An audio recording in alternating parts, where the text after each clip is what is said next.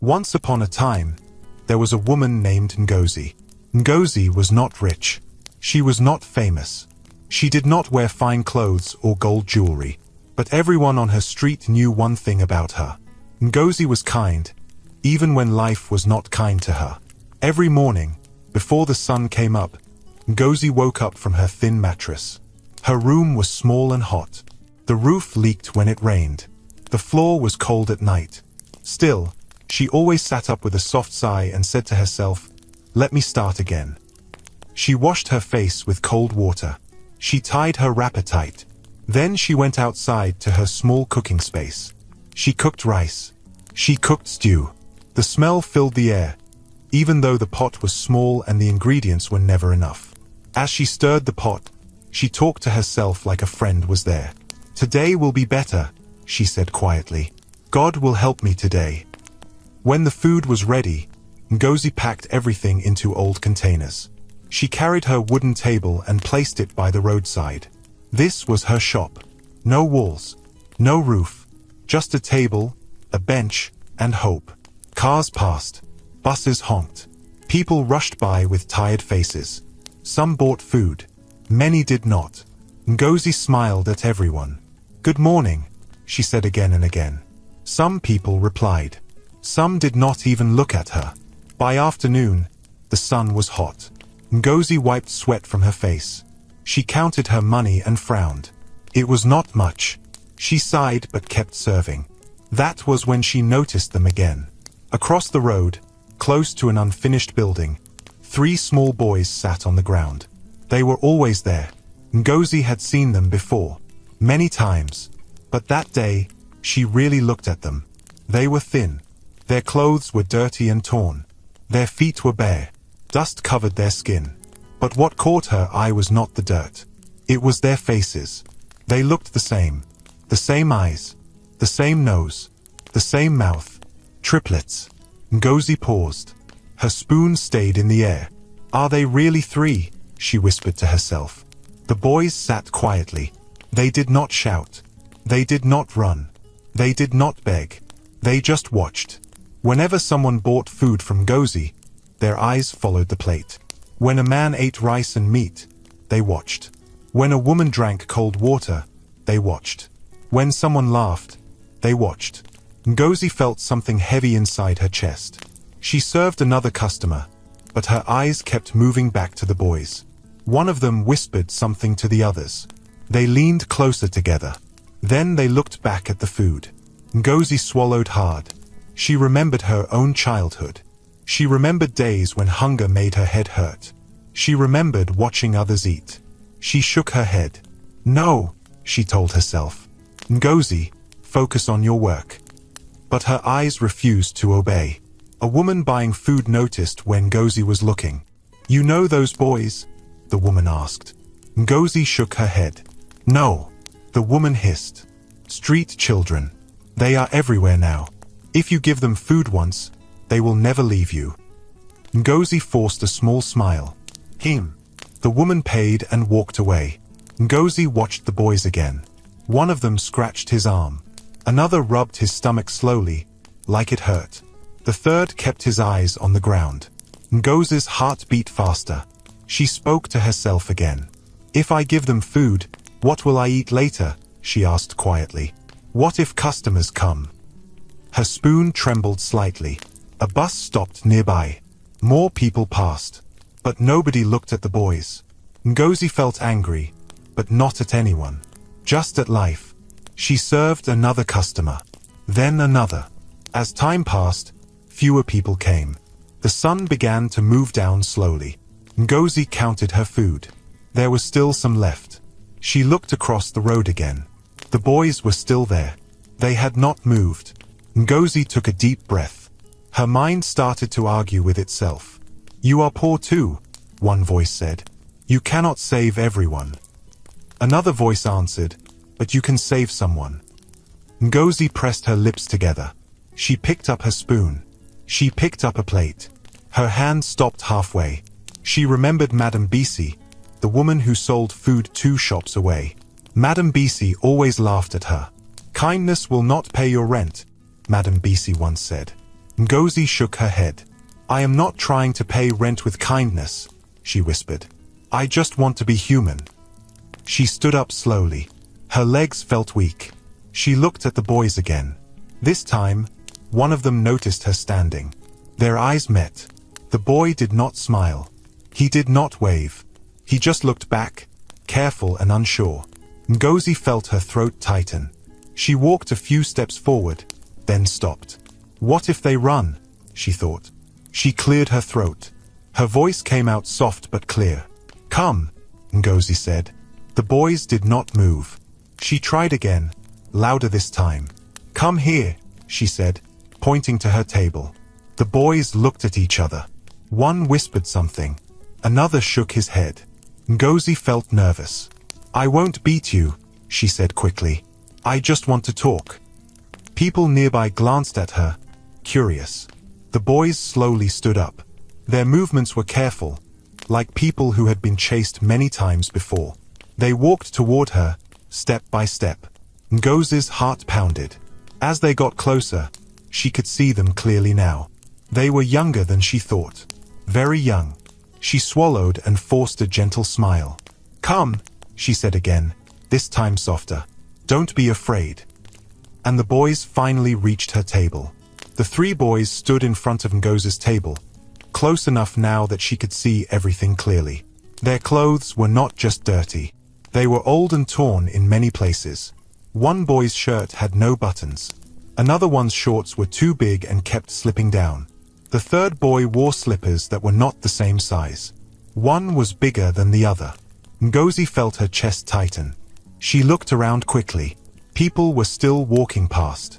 Some slowed down to watch. Some did not care. Ngozi forced herself to breathe. "Come closer," she said gently. "You don't have to stand far." The boys moved one small step forward. Ngozi bent down a little so her face was closer to theirs. "What are your names?" she asked. The boys looked at each other again. This time, the tallest one spoke. "My name is Tunde," he said in a low voice. He pointed to the boy on his right. "This is Sola." Then he pointed to the last one. "This is Kunal." Ngozi nodded slowly, like she wanted to remember the names very well. "Tunde, Sola, Kunal," she repeated. "You are brothers?" "Yes," Tunde said. "We are triplets." Ngozi inhaled sharply. "Triplets," she said again, softly. She straightened up and picked up a plate from her table. The boy's eyes followed her hand. Ngozi noticed it. She noticed how their eyes did not blink. She noticed how Sola licked his lips without knowing. She noticed how Kunal held his stomach with both hands. Her heart beat faster. "Have you eaten today?" she asked. The boys hesitated. Sola shook his head slowly. "No, Mama," he said without thinking. Tunde quickly looked at him. "Sorry," Sola added, scared he had said something wrong. Ngozi felt something twist inside her. "It's okay," she said quickly. "You didn't do anything bad." She turned back to her pot. She scooped rice into the plate. Then she added stew. Her spoon moved slower than before. Her mind was racing. "This is one plate," she thought. 3 boys. She turned back and held the plate out. "This is for you," she said. The boys froze. All 3 of them stared at the plate. Then they stared at her. Tunde spoke again, carefully this time. Is it for all of us?" he asked. Ngozi nodded. "Yes," she said.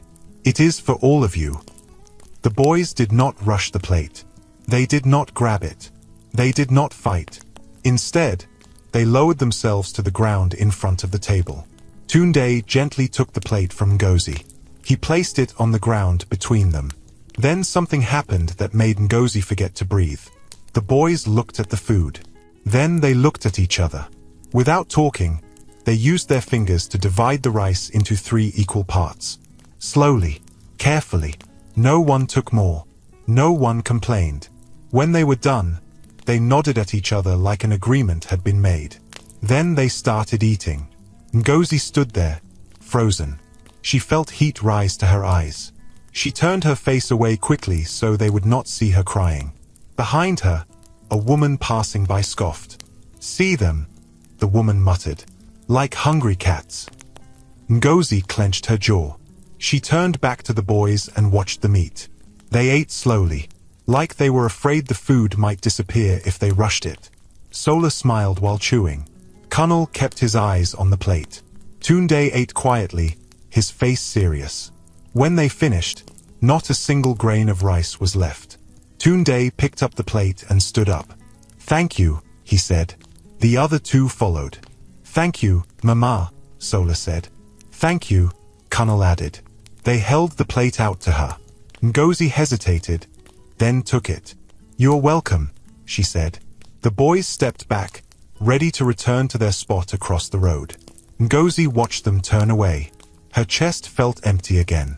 "Wait," she said suddenly. The boys stopped. Ngozi did not know why she said it. The word just came out. She walked closer to them. "Where do you sleep?" she asked. The boys stiffened. Tunde hesitated, then pointed to the unfinished building. "Behind there," he said. Ngozi nodded. "And your parents?"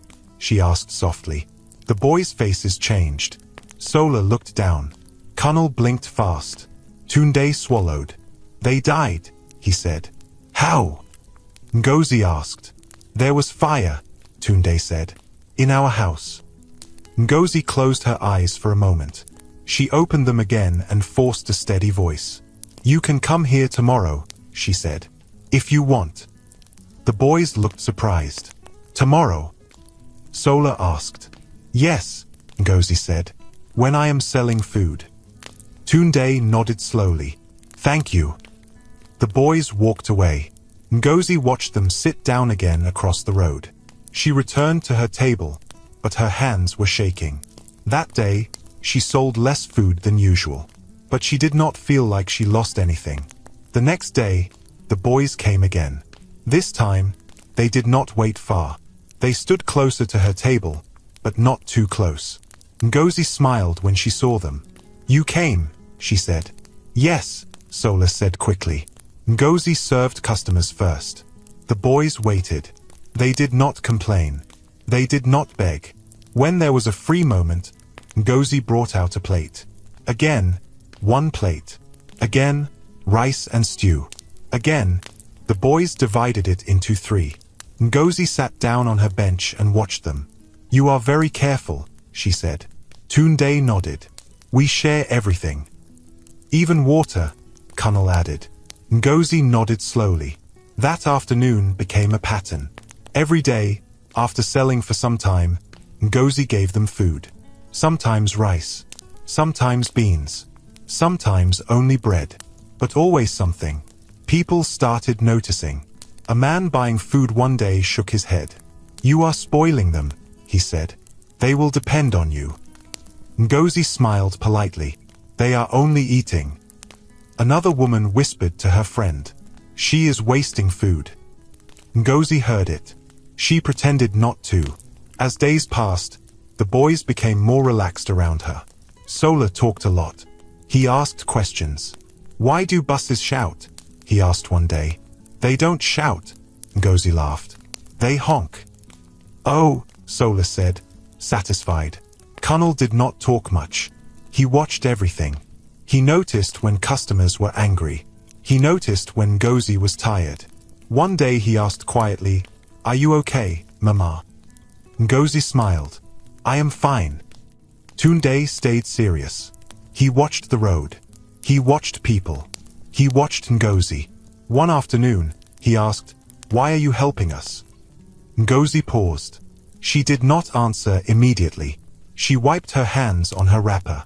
"Because someone helped me once," she said. The boys nodded, even though they did not fully understand. Weeks passed. The boys came every afternoon. Sometimes Ngozi worried. "What if I run out of food?" she thought. "What if customers come late?" But every time she looked at the boys, her worries became quiet. One evening, as the sun was going down, Ngozi packed her things. The boys stood up to leave. "See you tomorrow," Sola said with a grin. Ngozi smiled back. "I will be here." As they walked away, Tunde turned back. "Mama Ngozi," he said. "Yes," she replied.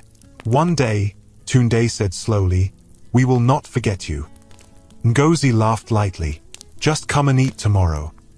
Tunde nodded. The boys walked away. Ngozi watched them until they disappeared behind the unfinished building. She did not know why his words stayed in her head. That night, as she lay on her thin mattress, she thought about the three boys. She thought about their careful hands dividing food. She thought about their quiet voices. She thought about how small kindness could feel so big. Outside, the night was quiet, and across the road, three hungry boys slept with full stomachs. For the first time in a long time, Ngozi slept with a soft smile on her face. The next morning, Ngozi woke up tired, but her body moved on its own. She washed her face, tied her wrapper, and started cooking like always. As she stirred the pot, her mind was not calm. It kept going back to the same thoughts. What if I lose customers? She asked herself quietly. What if people stop coming because of the boys? She shook her head and kept cooking. By the time she pushed her wooden table to the roadside, the sun was already climbing. Cars passed. People rushed. Life moved fast, like it always did. Ngozi arranged her plates and spoons. She stood behind her table and waited. Not long after, the boys arrived. Tunde walked in front. Sola followed, talking softly. Kunal came last, watching everything. Ngozi felt something warm in her chest when she saw them. "You came early today," she said. "Yes," Sola replied. "We were hungry." Ngozi smiled, but the smile did not fully reach her eyes. She was thinking. Customers began to come. Some bought food. Some stood and waited. The boys stayed close but not too close. A man buying food noticed them. "Are these your children?" he asked Ngozi. Ngozi shook her head. "No." The man frowned. "Then why are they here every day?" Ngozi scooped rice into his plate and answered calmly, "They come to eat." The man snorted. "Be careful. Street boys are dangerous." Ngozi handed him his plate. "Thank you," she said. The man walked away, shaking his head. The boys pretended not to hear, but Ngozi saw their shoulders stiffen. Later that day, Madame Bisi arrived. Madame Bisi sold food 2 tables away. She was loud, proud, and always dressed better than Ngozi. She stood with her hands on her waist and stared at the boys. "So it's true," she said loudly. "You have turned your shop into a feeding center." People nearby looked. Ngozi felt her face heat up. "Good afternoon, Madame Bisi," she said politely. Madame Bisi laughed. "Don't greet me. Answer me. Why are these dirty boys always here?" Ngozi kept her voice calm. "They eat and go." Madame Bisi leaned closer. "You are feeding future criminals," she said, loud enough for others to hear. "When they grow up and steal, remember you helped them." Sola looked down. Kunal clenched his hands. Tunde said nothing.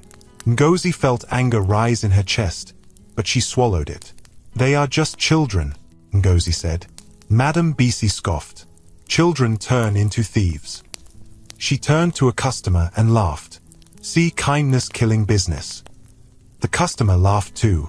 Ngozi's hands shook as she served food. When Madame Bisi finally walked away, Ngozi exhaled slowly. That afternoon, fewer customers came. Some passed and looked at the boys, then kept walking. Ngozi noticed. Her heart sank. When it was time, she brought out a plate for the boys. Rice was less than usual. She felt ashamed.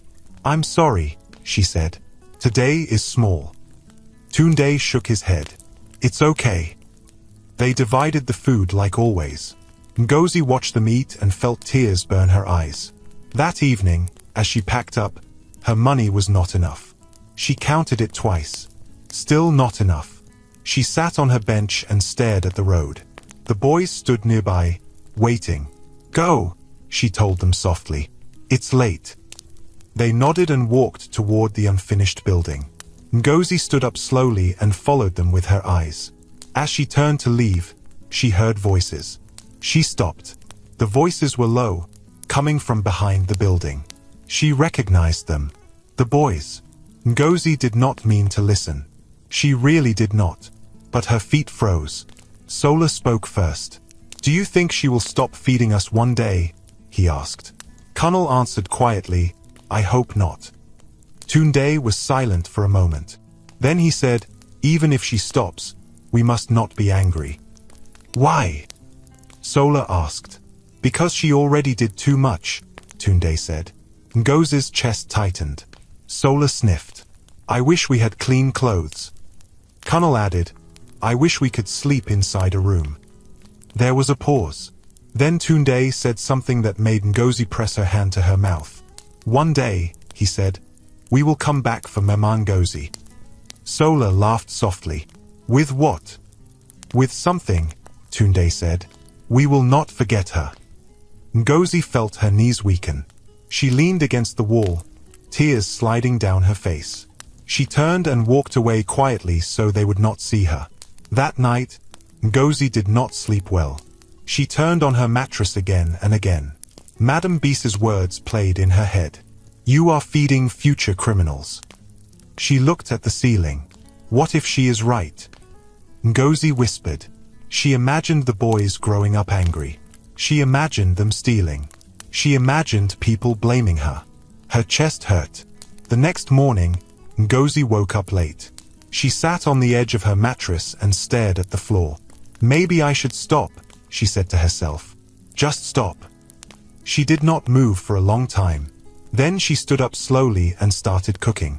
Her hands moved without joy. When she reached her shop, she noticed something quickly. The boys were already there. They stood across the road, waiting. Sola waved when he saw her. Ngozi forced a smile. Customers came and went. Her eyes kept moving to the boys. Her heart argued with itself. "You can't help everyone," one voice said. "But you can help these three," another voice answered. Around noon, Madame Bisi passed again. She smirked. "Still feeding them?" Ngozi did not answer. Madame Bisi shook her head. "When business dies, don't cry." She walked away. Ngozi's throat felt tight. She looked at her pot. Food was not much. If she fed the boys, she might not sell enough. She closed her eyes. When she opened them, the boys were still there, waiting. She picked up a plate. Her hands shook. She served rice. Less than usual. She added stew. She walked toward the boys. They looked surprised. "You came," Sola said. Ngozi placed the plate down. The boys divided the food. Kunal looked up at her. "Thank you." Ngozi nodded. That simple word broke something inside her. That evening, when she packed up, she was tired. Her feet hurt. Her back hurt. Her heart hurt. But when she thought of stopping, her chest felt even heavier. She walked home slowly.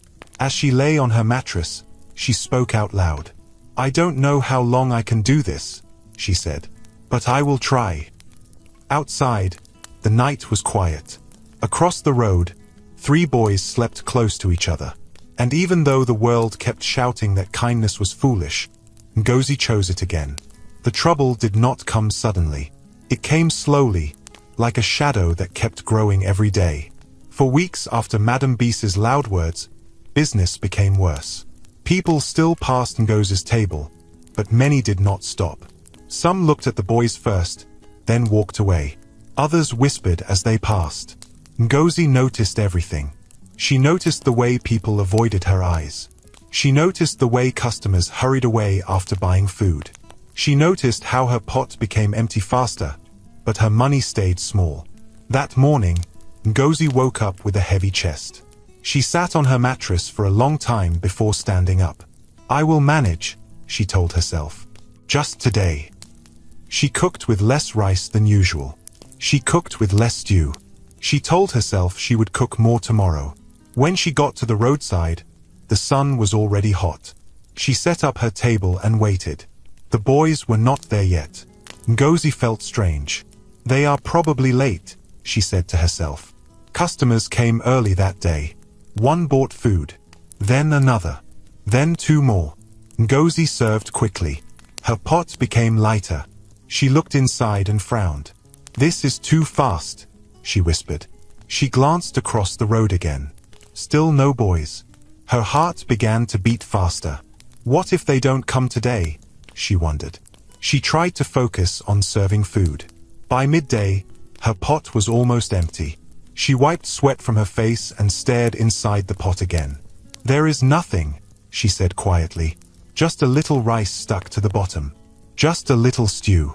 Ngozi's throat tightened. She looked around the street. Then she saw them. Tunde was walking in front, like always. Sola was talking, waving his hands. Kunal walked quietly behind them. They were smiling.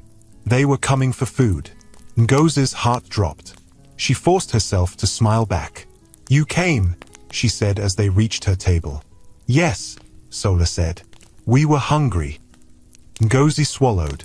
She turned toward her pot slowly, like moving too fast would break something. She lifted the lid. Nothing. The boys stood quietly behind her. Ngozi felt heat rise to her eyes. She closed the pot and turned around. Her voice came out low. "There is no food left," she said. The boys froze. Sola's smile faded. Kunal looked into the pot like he did not believe her. Tunde stayed quiet. Ngozi felt ashamed. "I'm sorry," she said quickly. "People came early today." Sola nodded slowly. "It's okay." But his voice sounded small. Kunal looked down. Tunde raised his eyes to her face. "We will come tomorrow," he said. Ngozi shook her head. "No," she said. "Wait." She walked to her bag. Inside was bread. Her dinner. The only thing she planned to eat that night. She held the bread in her hand and stared at it. Her stomach growled. Her mind screamed. "This is all you have," her mind said. "You will sleep hungry." She looked at the boys again. They were already stepping back. Something inside her snapped. "Wait," she said again. The boys stopped. Ngozi tore the bread into 3 pieces. Her hands shook. She held them out. "Take," she said. The boys stared at the bread like it was gold. "For us?" Sola asked. "Yes," Ngozi said. "Eat." They did not hesitate this time. They took the bread. They shared it quickly. Ngozi watched them chew. Her stomach hurt, but she did not look away. When they finished, Sola smiled. "Thank you," he said. Kunal nodded. "Thank you, Mama." Tunde looked at her for a long moment. "Are you sure you will be okay?" he asked. Ngozi forced a laugh. "I am fine." Tunde did not look convinced, but he nodded. "We will see you tomorrow," he said. They walked away. Ngozi sat on her bench and stared at the road. Her hands trembled. She packed her things slowly. That evening, she walked home with an empty stomach. Her legs felt weak. Her head hurt. When she reached her room, she sat on the floor. She leaned against the wall and closed her eyes. "I can't do this anymore," she whispered. Tears ran down her face. She slept without eating. The night felt long. The next morning, Ngozi woke up late. Her stomach hurt badly. She sat up slowly and held her belly. "I need to stop," she said to herself.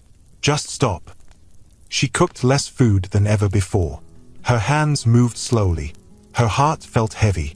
When she reached her shop, something felt wrong immediately. The street was loud. Cars passed. People shouted.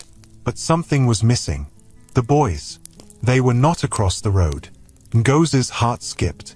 "They will come," she said quietly. She set up her table and waited.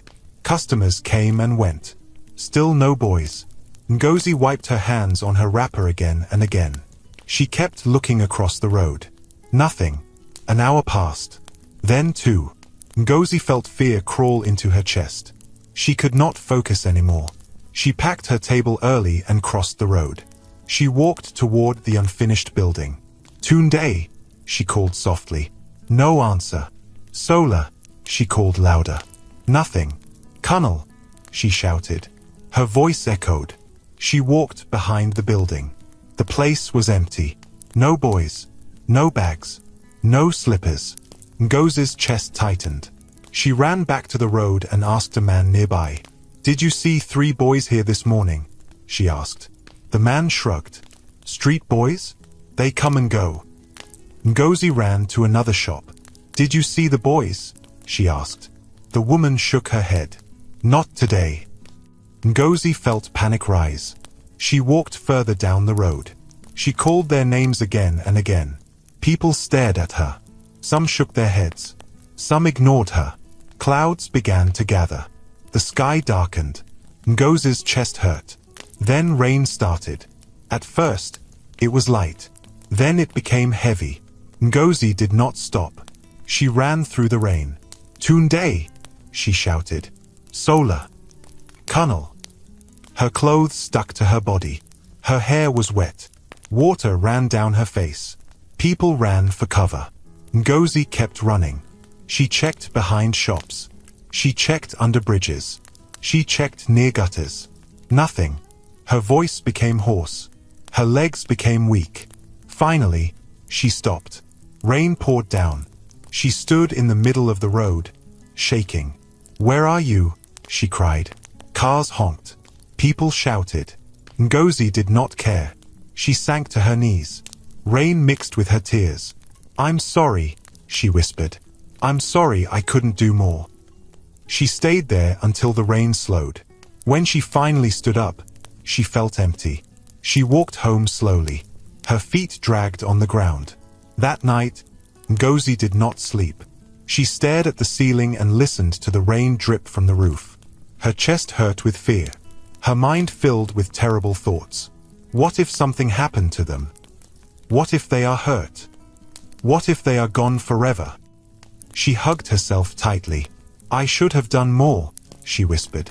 The next day, Ngozi went back to the road early. She set up her table and waited.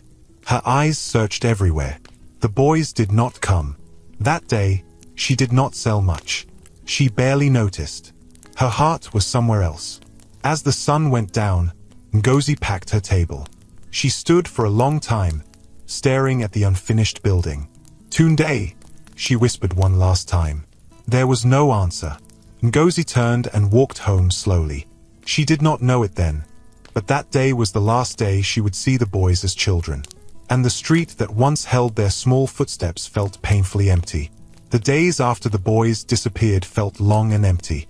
Every morning, Ngozi still woke up early. Her body knew the routine too well to stop. She washed her face, tied her wrapper, and cooked food like she always did. But something inside her had changed. She no longer talked to herself while stirring the pot. She no longer smiled without thinking. Her eyes were always tired. When she pushed her wooden table to the roadside, she still placed it in the same spot. She arranged her plates and spoons the same way. But her eyes kept moving across the road, again and again, like they were looking for something that refused to appear. The unfinished building was still there. The same broken blocks. The same empty space. No boys. The first week, Ngozi believed they would return. "They will come," she told herself every morning. Maybe they just moved for a while. Each afternoon, she kept a plate aside. Sometimes rice stuck to the bottom of the pot. Sometimes beans. Sometimes only bread. She kept it anyway. Customers noticed. One woman asked, "Who is that plate for?" Ngozi forced a smile. "Someone who may come." The woman nodded and walked away. But the boys did not come. After 2 weeks, hope became thinner. Ngozi stopped keeping the plate aside, but her eyes still searched the road. She asked people again and again, "Did you see 3 boys? Triplets. Small boys who sit there." Some shook their heads. Some shrugged. Some laughed. "Street boys don't stay in one place," one man said. "Forget them." Ngozi nodded, but she did not forget. Weeks turned into months. Ngozi grew thinner. Her shop became quieter. Madame Bisi noticed and smiled more often than usual. One afternoon, Madame Bisi walked over with a fake smile. "So the boys are gone," she said. "See how peace has returned." Ngozi did not answer. Madame Bisi laughed. "I warned you. Kindness does not feed anyone." Ngozi kept serving food, but her hands shook. Business did not suddenly improve like Madame Bisi said it would. It became worse. Without the boys, the street felt strange. Ngozi did not know how to explain it, but the space they once sat in felt loud even when it was quiet. She missed Sola's questions. She missed Kunal's watchful eyes. She missed Tunde's serious face. Sometimes, while serving customers, she would hear a laugh and turn quickly. Sometimes she would hear footsteps and look up. Each time, it was not them. At night, Ngozi dreamed of the boys. In one dream, they were children again, running toward her with smiles. In another, they were calling her name from far away. In some dreams, she could not reach them no matter how fast she ran. She woke up many nights with her chest tight. Years passed. Ngozi's hair began to turn gray. Her back began to hurt when she stood too long. Her wooden table became weaker, with one leg always shaking. One day, it finally broke. Ngozi stared at it for a long time. She could not afford a new one. She fixed it with rope and nails. Her shop became smaller. Her pots became fewer. Some days, she sold just enough to eat. Some days, she went to bed hungry. Still, every afternoon, around the same time, Ngozi's eyes moved across the road. She never stopped looking. One evening, a young girl buying food noticed it. "Auntie, what are you always looking for?" the girl asked. Ngozi hesitated. "Someone," she said. "Who?" the girl asked. Ngozi smiled softly. "Some children." The girl nodded, confused, and walked away. Ngozi sat on her bench and watched the sun go down. She remembered Tunde's voice. "One day, we will not forget you." She shook her head slowly. "They were just children," she whispered. "They didn't know what they were saying." But her heart still held the words. As time passed, people on the street changed. New traders came. Old ones left. Some days, someone would ask, "Didn't there used to be boys sitting there?" Ngozi would nod. "Where are they now?" the person would ask. Ngozi would answer, "I don't know." She stopped asking questions herself. The answers always hurt. Years later, Ngozi's shop looked very different. The roadside was still noisy. Cars still passed. Buses still honked. But Ngozi stood slower now. Her hands were rougher. Her face carried lines that told many stories. Some afternoons, she sat more than she stood. People greeted her with respect now. "Good afternoon, Mama," they said. She nodded and smiled. Sometimes, she felt very tired. One afternoon, she sat on her bench longer than usual. Her legs hurt badly that day. She closed her eyes for a moment. Her mind drifted. She remembered the first day she called the boys. She remembered how scared they looked. She remembered how they divided one plate into three. Her chest tightened. "I hope you are alive," she whispered. A bus passed loudly and broke her thoughts. She opened her eyes and looked across the road again. The unfinished building was gone now. A new shop stood there. Bright paint. Loud music. Ngozi felt like something had been erased. She looked away quickly. That evening, she packed up slowly. Her hands trembled a little. She sighed. "Maybe that part of my life is over," she said to herself. As she locked her container, the street suddenly became quiet. Too quiet. Ngozi looked up. 3 engines rumbled softly. Slow. Heavy. She frowned. That sound was not common on her street. People began to turn their heads. Ngozi stood up slowly. Her heart began to beat faster, though she did not know why. The sound grew closer. Closer. And closer. Ngozi took one step forward. The street held its breath. And the sound of engines filled the air. The sound of engines did not stop. It grew louder. Ngozi stood very still, like her feet were glued to the ground. She could hear her own breathing. Slow. Heavy. Confused. People on the street began to look around. "Which cars are those?" someone asked. "They sound expensive," another person said. Ngozi lifted her head slowly. From the far end of the road, 3 black cars appeared. They were shiny. They were clean. They were moving slowly, like they were not in a hurry. Ngozi frowned. Cars like that did not come to this street. Never. The cars moved closer. People stepped away from the road. Some traders stopped selling and stared. Madame BC came out of her shop and shaded her eyes. "Ah," she said. "What is happening?" Ngozi's heart began to beat faster. She did not know why. The cars rolled closer and closer. Then they slowed down. Then they stopped. Right in front of her shop. Ngozi gasped softly. She looked behind her, thinking maybe they were stopping for someone else. There was no one else. Just her. Her small table. Her old pot. Her tired body. She took a step back. Her hands trembled. "Me?" she whispered. The engines stopped running. The street went quiet. So quiet that Ngozi could hear a bottle drop somewhere far away. People gathered closer. "Why did they stop here?" someone whispered. "Is it police?" another asked. "They look too fine to be police," someone replied. Ngozi swallowed. Her mouth felt dry. One of the car doors opened. Then another. Then the third. 3 men stepped out. They were tall. They were clean. They wore neat clothes that looked expensive even from far away.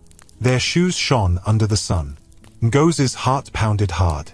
The men stood still for a moment and looked around. They did not smile. They did not talk. They looked serious. People began to whisper loudly now. "Who are they? Did someone steal? Is this woman in trouble?"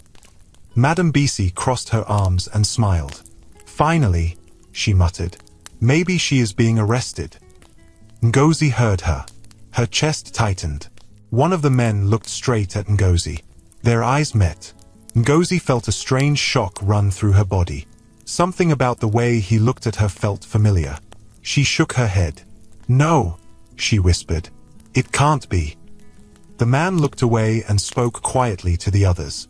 Ngozi could not hear what he said. The 3 men nodded. Then they began to walk toward her. Ngozi's legs felt weak. Her heart beat so loud she was sure everyone could hear it. They walked slowly, step by step. The crowd moved back to give them space. Ngozi held the edge of her table. Her fingers dug into the wood. "What did I do?" she asked herself. The first man stopped a few steps away from her. He looked at her face carefully, very carefully, like he was studying something he had not seen in a long time. Ngozi felt shy and scared at the same time. "Good afternoon," the man said. His voice was calm. Ngozi nodded quickly. Good afternoon," she replied. Her voice sounded small. The man did not say anything else. He kept looking at her. The second man stepped closer. He also stared at her face. The third man followed. Now all 3 were standing in front of her. Ngozi felt surrounded. People whispered louder. Why are they looking at her like that? Do they know her? Is she in trouble? Ngozi's heart began to hurt. She looked at their faces one by one. Something about them pulled at her memory. Their eyes, their noses, their mouths. They were not the same, but they were not different either. Her head began to spin. "I'm sorry," Ngozi said suddenly. "If I did something wrong, I didn't know." The first man's face softened. "No," he said gently. "You did nothing wrong." Ngozi blinked. The second man shifted his weight and looked around the street. "This place," he said quietly. "It looks smaller." The third man nodded. "But it feels the same." Ngozi frowned. "What?" she asked. The men looked at each other again. The first man took a deep breath. He looked back at Ngozi. "You still sell food here," he said. Ngozi nodded slowly. "Yes." "Every day?" he asked. "Yes," she answered. The man's jaw tightened. The second man spoke. "You haven't moved." Ngozi shook her head. "I don't have anywhere else to go." There was a pause. The street felt tense. Madame BC stepped forward. "Excuse me," she said loudly. "Is there a problem here?" The men turned and looked at her. Madame BC suddenly became quiet. The first man looked back at Ngozi. "We are looking for someone," he said. Ngozi's heart jumped. "Who?" she asked. The man hesitated. Then he said, a woman who used to feed 3 boys. Ngozi's breath caught. Her chest tightened like a rope was pulling it. She could not speak. The man continued, a woman who sold food here many years ago. Ngozi felt dizzy. That is me, she said softly. The men stared at her. All 3 at once. The second man stepped forward slightly. You haven't changed much, he said. Ngozi laughed nervously. I have changed, she said. I am old now. The third man shook his head. You are the same. Ngozi did not understand. Her hands began to shake again. The first man looked around the street slowly. Then he looked back at her. Do you remember 3 boys? He asked. Ngozi felt tears rush to her eyes. She nodded. Yes, she whispered. I remember. The man's voice dropped lower. They used to sit across the road. Ngozi nodded again. Yes. They were triplets, the man said. Ngozi's knees weakened. Yes, she said. They were. The man took a deep breath. The crowd was silent now. Everyone was listening. Ngozi felt her heart racing. Where are they? She asked suddenly. Are they alive? The men did not answer immediately. They looked at each other. Ngozi's fear grew. Please, she said. Tell me. The first man raised his hand gently. We will, he said. But not here. Ngozi felt confused. What do you mean? She asked. The man smiled softly for the first time. Please, he said again. Just listen. He stepped back a little and looked at the cars. Then he looked at her. We came for you, he said. The street exploded with noise. What? For her? Why? Ngozi felt like she was dreaming. For me? She asked. Yes, the man said. Her head shook slowly. No, she said. You must be mistaken. The man smiled again. We are not, he said. He reached into his pocket and pulled out something small. Ngozi squinted. It was a small, worn cloth. Old. Faded. Ngozi's breath stopped. She knew that cloth. Her heart nearly burst. The man held it tightly. You gave this to us, he said quietly. Ngozi's mouth opened, but no sound came out. The street was silent again. The man looked at her with eyes full of emotion. Mama, he said softly. Ngozi's knees buckled. Her hand slipped from the table. Her world spun, and before she could say a word, everything inside her broke at once. Ngozi did not know when she started crying. She only knew that tears were falling fast, and her chest hurt so much that she could hardly breathe. The small cloth in the man's hand shook as his fingers trembled. You remember it, he said softly. Ngozi nodded again and again. Yes, she whispered. I remember. Her voice broke. That cloth, she said, pointing with a shaking finger. I tore it from my wrapper one day. You were cold. The man swallowed hard. You wrapped it around my arm, he said. You said it was not much, but it would help. Ngozi covered her mouth with both hands. Her knees gave way. Before anyone could move, the man stepped forward and knelt in front of her. The whole street gasped. Mama Ngozi, he said, his voice shaking now. It's me. Ngozi stared at him, her eyes wide and wet. Tunde, he said. Her heart stopped. Another man stepped forward quickly and knelt beside him. And me, he said. Sola. The third man followed, kneeling too. It's Kunal, he said quietly. Ngozi screamed. It was not a loud scream. It was not sharp. It was the kind of cry that came from deep inside her chest. She dropped her spoon. It hit the ground with a small sound no one noticed. She reached out with shaking hands and touched Tunde's face. Then Sola's. Then Kunal's. Her hands moved like she did not believe what she was touching was real. You are alive, she cried. You are alive. Tunde stood up and gently held her arms. Yes, Mama, he said. We are alive. Ngozi shook her head. No, she said. This is not real. Sola laughed through tears. It is real, he said. Look at us. Ngozi stepped back slowly. She looked at all three of them together now. Tall, strong, clean. She searched their faces again. The eyes, the noses, the way they stood. Her heart pounded. "You grew," she whispered. Connell smiled softly. "We grew because you helped us live," he said. Ngozi broke down. She cried openly now. People gathered closer. No one spoke. Madame Bisi stood frozen, her mouth open. The street that was once loud felt quiet like a church. Ngozi wiped her tears with her wrapper. She laughed and cried at the same time. "I thought you were dead," she said. "I searched everywhere." Tunde nodded slowly. "We know," he said. Sola added, "We saw you looking for us that day." Ngozi froze. "You saw me?" Connell nodded. "Yes," he said, "but we couldn't come out." Ngozi's heart tightened. "Why?" she asked. Tunde took a deep breath. "That day," he said, "a man came." "A man?" Ngozi asked. "Yes," Tunde said. "He saw us eating the bread you gave us." Ngozi remembered that day. The empty pot. The bread. Her chest hurt again. "He asked us questions," Tunde continued. "He asked why we were always here." Sola spoke next. "We told him about you," he said. "We told him you fed us every day." Connell looked down.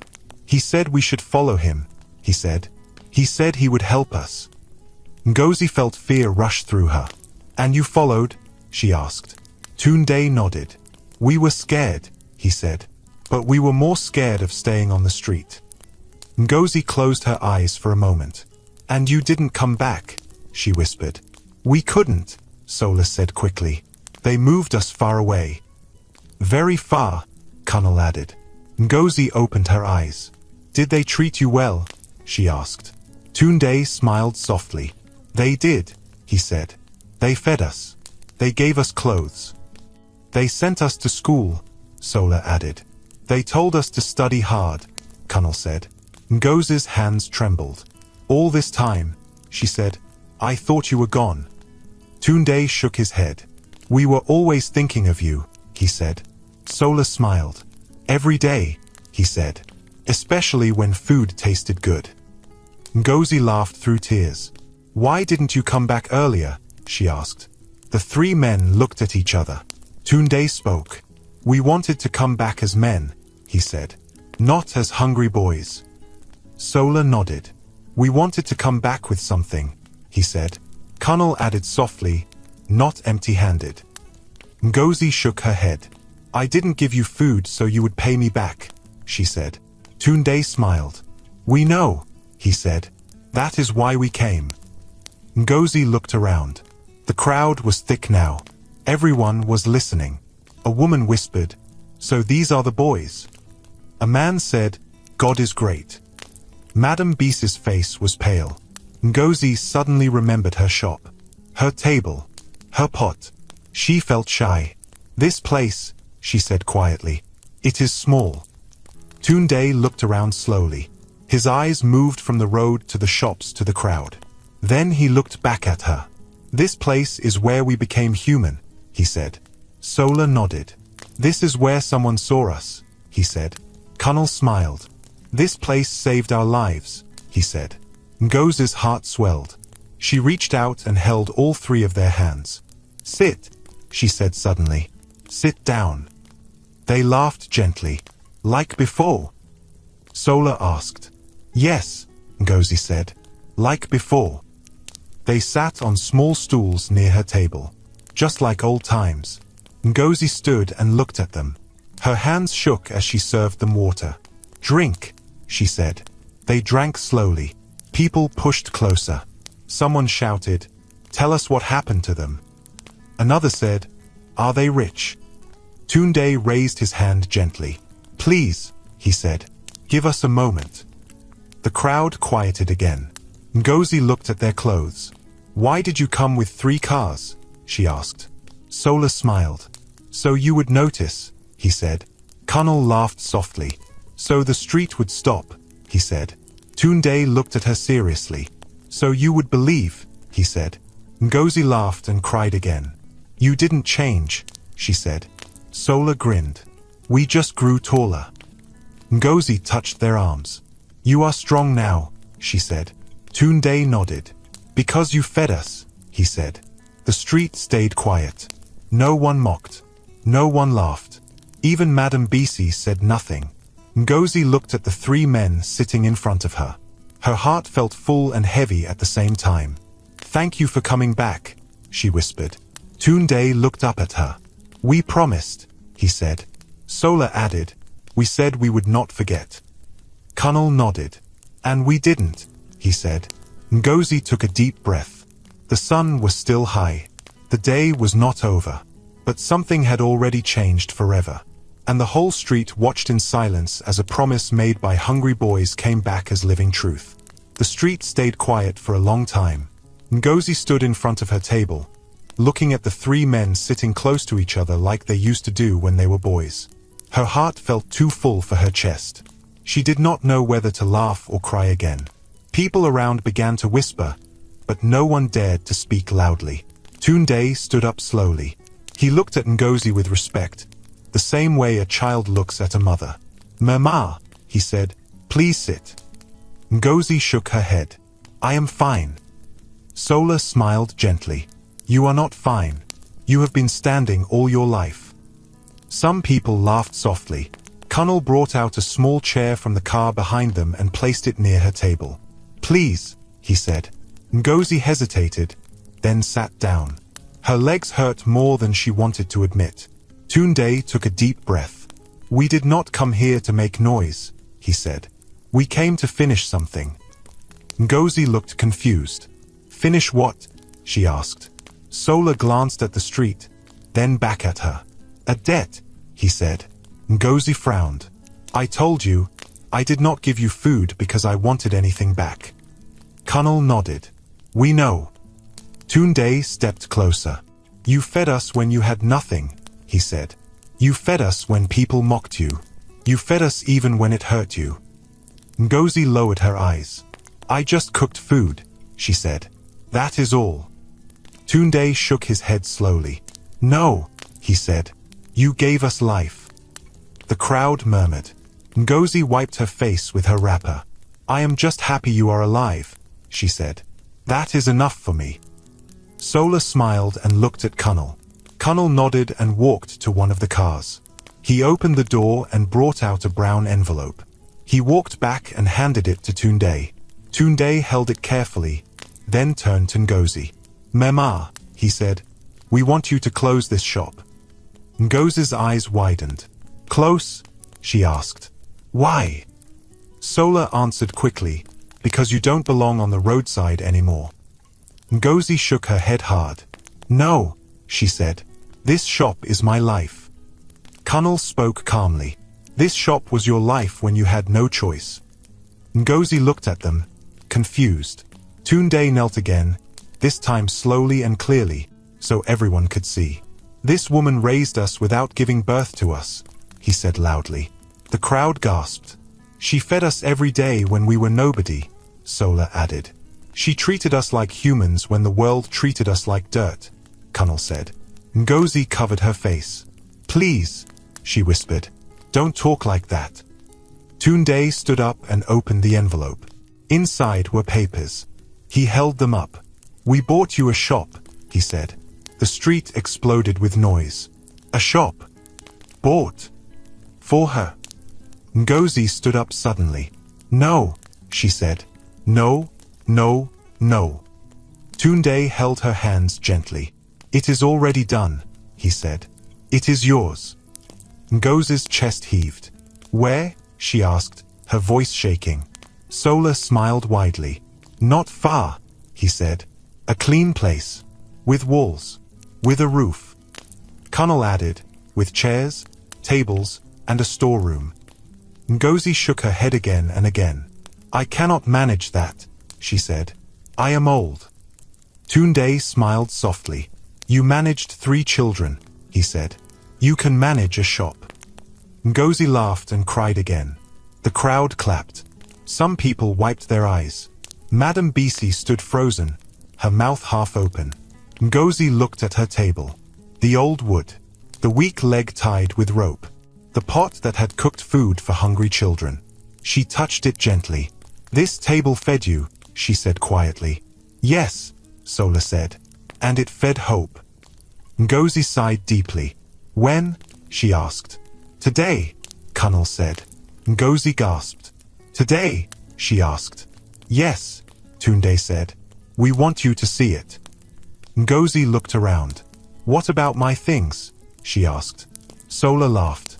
"We will carry everything." The crowd laughed again. Two men from the cars came out and began packing her table and pots carefully. Ngozi stood there, unsure. "This feels like a dream," she said. Tunde opened the door of the middle car. "Come," he said. Ngozi stopped. She stared at the car. She had never sat in a car like that before. She touched the door slowly. "Me?" she asked again. "Yes, Mama," all three said together. Ngozi looked at the crowd. She felt shy. People smiled at her. "Go," someone said. "You deserve it." Ngozi took a deep breath and stepped into the car. The seat was soft. Too soft. She sat slowly. Sola closed the door gently. The car felt quiet and cool. Ngozi held the seat tightly. "This thing is moving me like water," she said. The boys laughed. Tunde sat beside her. Kunal and Sola sat in the front car. The engines started again. As the cars moved slowly, the crowd parted. Ngozi looked through the window. She saw her street, the place she had stood for years. She saw Madame Bisi standing still, watching. Ngozi waved gently. Madame Bisi did not wave back. The cars drove slowly, like they did not want to rush the moment. Ngozi's heart beat fast. "Thank you," she said again. "Thank you for coming back." Tunde looked at her. "We came home," he said. The cars stopped in front of a clean building. It was not big, but it was beautiful. Painted walls. A signboard with her name. Ngozi's eyes widened. "Mine," she whispered. "Yes," Sola said as he opened her door. Ngozi stepped out slowly. She looked at the sign again. Her name was written clearly. She touched it with shaking fingers. Tears fell again. "This is too much," she said. Kunal shook his head. "It is not enough," he said. Ngozi turned to them. "I only gave you food," she said.